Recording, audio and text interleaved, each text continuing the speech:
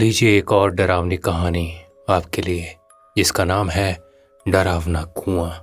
साल 2010 की बात है। महाराष्ट्र के विदर्भ क्षेत्र में स्थित शिवपुर नाम का एक छोटा सूखाग्रस्त गांव था। ये गांव चारों ओर से बंजर जमीन और सूखते पेड़ों से घिरा हुआ था।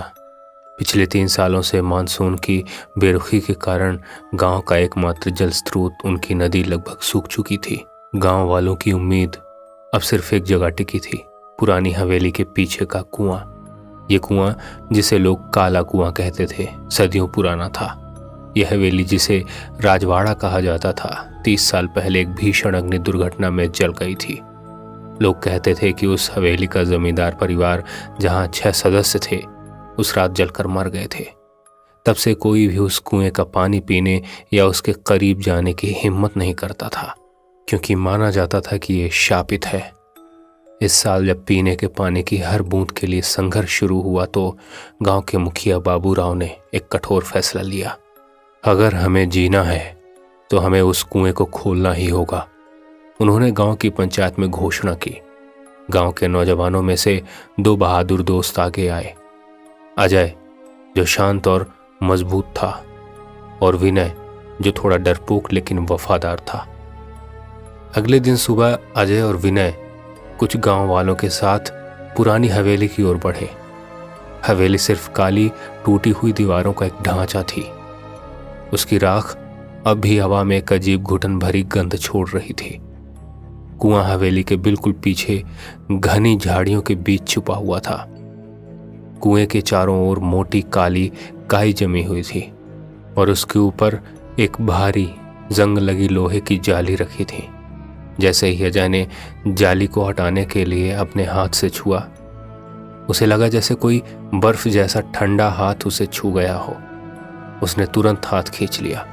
विनय ने टॉर्च ऑन की। यार अजय, मुझे यहाँ कुछ ठीक नहीं लग रहा, बहुत अजीब सन्नाटा है। अजय ने जाली को खींचना शुरू किया। जाली बहुत भारी थी और जब वो जमीन पर गिरी तो धम्म की आवाज पूरे वीरान इलाके में गूंज गई, जैसे किसी ने गहरी नींद से जागने की घोषणा की हो। जब उन्होंने कुएं के अंदर झांका तो उन्हें एक गहरा अंधेरा दिखाई दिया। गांव वालों को उम्मीद थी कि पानी बहुत नीचे होगा, लेकिन जब अजय ने टॉर्च की रोशनी नीचे डाली तो वो सब चौंक गए। कुआं ऊपर तक भरा हुआ था। पानी एकदम काला और स्थिर था, लेकिन उसमें एक हल्की सी मटमैली चमक थी। ये चमक सामान्य पानी की नहीं थी। इतना पानी, ये चमत्कार है, बाबूराव खुशी से चिल्लाए। लेकिन अजय को कुछ ठीक नहीं लगा। उसने ध्यान दिया कि पानी में कोई प्रतिबिंब नहीं बन रहा था, न तो सूरज की रोशनी का, न ही टॉर्च का। पानी एक गहरे तरल दर्पण जैसा था, जो रोशनी को सोख लेता था। खुशी के माहौल में गांव वालों ने कुएं से पानी निकालने के लिए एक पुरानी बाल्टी और एक मजबूत रस्सी की व्यवस्था की। अजय पहली बाल्टी पानी निकालने के लिए तैयार हुआ। उसने रस्सी कुएं में डाली। रस्सी कुएं के अंदर तेजी से उतरती चली गई। जब बाल्टी पानी से भरी तो वो उसे ऊपर खींचने लगा। जैसे ही बाल्टी कुएं के मुहाने के करीब आई, विनय और गांव वालों ने देखा कि पानी में से अजीब तरह की हवा के बुलबुले निकल रहे हैं, जैसे कोई अंदर से सांस ले रहा हो। अजय ने पूरी ताकत से बाल्टी बाहर खींची, लेकिन जैसे ही बाल्टी ऊपर आई, चर्र, अचानक रस्सी बीच से टूट गई। बाल्टी और रस्सी का बाकी हिस्सा तेजी से वापस काले पानी में गिर गया। बाल्टी के गिरने की आवाज पानी में नहीं आई, बल्कि एक दबी हुई सिसकने वाली आवाज आई, जैसे कोई अंदर गहराई में रो रहा हो। यह क्या हुआ? बाबूराव घबरा गए। रस्सी तो नई थी। तभी विनय ने डर के मारे अजय का हाथ कसकर पकड़ लिया। अजय, क्या तुम्हें कुछ सुनाई दिया? अजय ने ध्यान से सुना। कुएं के अंदर से बहुत धीमी लेकिन स्पष्ट रूप से एक फुसफुसाहट आ रही थी। फुसफुसाहट एक ही वाक्य को बार बार दोहरा रही थी। अकेले आओ, मुझे प्यास लगी है, अकेले आओ।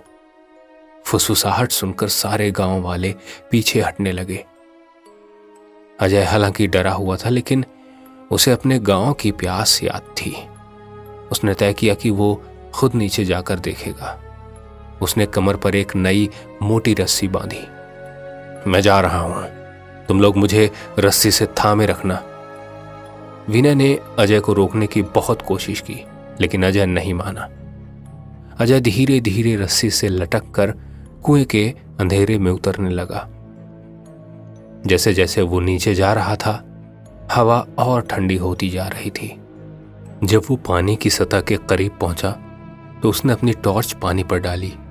पानी एकदम काला था, लेकिन अब उसने एक और भयानक चीज देखी। पानी की सतह पर काली मिट्टी और जले हुए अवशेष तैर रहे थे, और उन अवशेषों के बीच अजय को लगा जैसे 6 जोड़ी आंखें पानी के नीचे उसे घूर रही थीं। ये आंखें स्थिर थीं, बिना पलक झपकाए। अजय का दिल तेजी से धड़कने लगा। वो समझ गया ये पानी नहीं था, ये उस जमींदार परिवार की बलिदान की जगह थी। 30 साल पहले आग से मरने के बाद उनकी आत्माएं इस कुएं के पानी में कैद हो गई थीं। जैसे ही उसने ऊपर जाने के लिए रस्सी को खींचा, फुसफुसाहट अब उसके कान के पास आई। तुम यहां आए हो मेरे बेटे, अब तुम वापस नहीं जाओगे। अचानक कुएं के पानी से 6 काली पतली बाहें बाहर निकली। ये बाहें शैवाल और जले हुए मांस के मिश्रण जैसी थीं।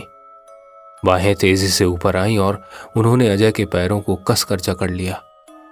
अजय दर्द और दहशत से चिल्लाया। ऊपर विनय और बाबूराव रस्सी खींचने लगे।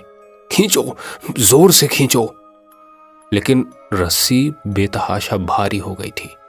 अजय अपनी पूरी ताकत से ऊपर खींचने की कोशिश कर रहा था, जबकि नीचे से वो काली बाहें उसे पानी के अंदर खींच रही थीं। अजय ने अपनी टॉर्च नीचे गिरा दी। टॉर्च पानी के अंदर गिरी और उसकी रोशनी उस काले पानी के नीचे उन भयानक जलते हुए चेहरों पर पड़ी, जिनकी आंखें प्यास और बदले की भावना से जल रही थीं। यह आखिरी दृश्य था जो अजय ने देखा। झट, रस्सी अचानक हल्की हो गई। विनय और गांव वाले रस्सी खींचते रहे, लेकिन अब उस रस्सी पर सिर्फ अजय का खाली हुक बचा हुआ था। अजय को उन अतृप्त आत्माओं ने कुएं के काले ठंडे पानी में खींच लिया था। गांव वाले डरे हुए थे। उस दिन के बाद शिवपुर गांव में पानी की समस्या तो थी, लेकिन उससे भी बड़ी समस्या उस डरावने कुएं का डर था। रात में हवा चलने पर भी हवेली के पीछे के कुएं से 6 अलग अलग आवाजों की फुसफुसाहट सुनाई देती थी। फुसफुसाहट में एक ही बात होती थी, प्यास लगी है, प्यास लगी है, प्यास लगी है। और सबसे अंत में एक गहरी पुरुष की आवाज, जो अजय की आवाज से मिलती जुलती थी, वो गूंजती थी, अकेले आओ और पानी मत पीना। विनय ने उस कुएं को हमेशा के लिए मिट्टी और पत्थरों से ढकवा दिया। शिवपुर के लोग अब जानते थे कि कुछ चीजें बंद ही अच्छी होती हैं। गांव में सूखा भले ही था, लेकिन वो अब अभिशाप का पानी पीने को तैयार नहीं थे। कुएं में पानी नहीं, बल्कि जलने वाले जमींदार परिवार की प्यास और इंतकाम कैद था। और अब उन्होंने अजय को भी अपने साथ ले लिया था, ताकि उनकी संख्या 7 हो जाए। काला कुआं हमेशा के लिए शिवपुर के इतिहास में एक ऐसा राज बन गया जहां पानी के हर घूंट में डर का स्वाद घुला हुआ था। दोस्तों, ये थी डरावने कुएं की कहानी। ये कहानी आपको कैसी लगी कमेंट बॉक्स में ज़रूर बताइए। चैनल को अभी सब्सक्राइब कर लीजिए, ताकि आप ऐसी ही डरावनी कहानियाँ हमेशा सुनते रहें।